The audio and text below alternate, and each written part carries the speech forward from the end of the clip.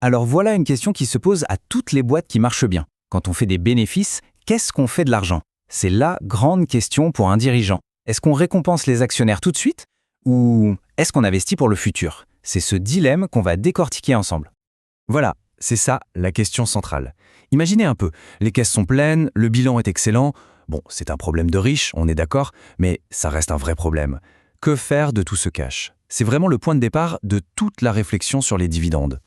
Pour s'y retrouver, on va suivre un chemin assez simple. D'abord, on va poser les pièces du puzzle. Ensuite, on explorera les grandes théories, on regardera les alternatives au cash, et puis on plongera dans le grand débat qui anime les experts.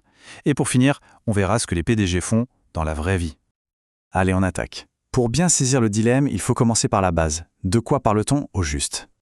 La politique de dividende, en fait, c'est assez simple à comprendre. C'est le choix qu'une entreprise doit faire. Quelle part du gâteau, quelle part des profits va-t-on rendre aux propriétaires de l'entreprise, c'est-à-dire les actionnaires? C'est un arbitrage vraiment crucial entre une récompense immédiate et un investissement pour le long terme. Bon, commencions par une première approche. Une approche très pragmatique, dont la philosophie est simple. La croissance d'abord, le reste après. L'idée est la suivante. L'entreprise, c'est moi d'abord. Elle prend tout l'argent dont elle a besoin pour financer ses projets qui rapportent.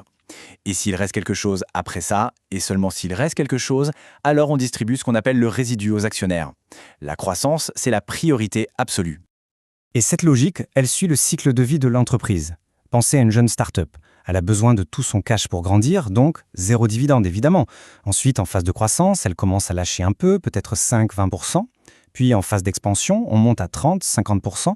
Et enfin, à l'âge de la maturité, quand il y a moins de gros projets à financer, eh bien là, elle peut se permettre de rendre la plus grosse partie du gâteau à ses actionnaires, parfois plus de 60%. Mais il y a un hic. Le gros reproche fait à cette théorie, c'est qu'elle part du principe que les actionnaires s'en fichent, qu'ils reçoivent un dividende ou non, peu importe, du moment que l'argent réinvesti rapporte. Mais est-ce que c'est vraiment comme ça que ça se passe? Cette critique nous amène tout droit à l'approche suivante. Cette histoire de préférence, ça nous mène à une vision complètement différente. Une vision qui met les attentes des investisseurs au centre du jeu, la fameuse quête de stabilité. Alors là, on a deux options pour la stabilité. La première, verser un pourcentage fixe des bénéfices, ça a l'air logique, mais ça crée de l'incertitude. Si les bénéfices baissent, le dividende baisse aussi. La deuxième option, verser un montant fixe, en euros, qui augmente un petit peu chaque année. Ça, c'est beaucoup plus prévisible. Et le marché, il adore la prévisibilité. C'est pour ça que cette deuxième option est, de loin, la préférée. C'est un comportement qu'un économiste, John Linter, a étudié dans les années 50. Et ce qu'il a découvert est fascinant. Les patrons ont une peur bleue de devoir couper un dividende. C'est vu comme un signal désastreux. Du coup, qu'est-ce qu'ils font? Ils préfèrent une croissance du dividende qui soit lente, graduelle, et surtout, qu'ils sont sûrs de pouvoir maintenir. Pas de yo-yo. D'ailleurs, est-ce qu'un dividende, c'est forcément du cash sonnant et trébuchant? Eh bien, pas toujours. Les entreprises ont d'autres cartes dans leur jeu pour rémunérer leurs actionnaires. Ici, on voit la créativité de la finance. Au lieu de cash, on peut donner des actions en plus. Autre option, l'entreprise peut utiliser son argent pour acheter ses propres titres sur le marché. C'est une technique qui a été popularisée par IBM aux États-Unis, notamment pour des raisons fiscales, parce qu'à l'époque, les gains sur les actions étaient moins taxés que les dividendes.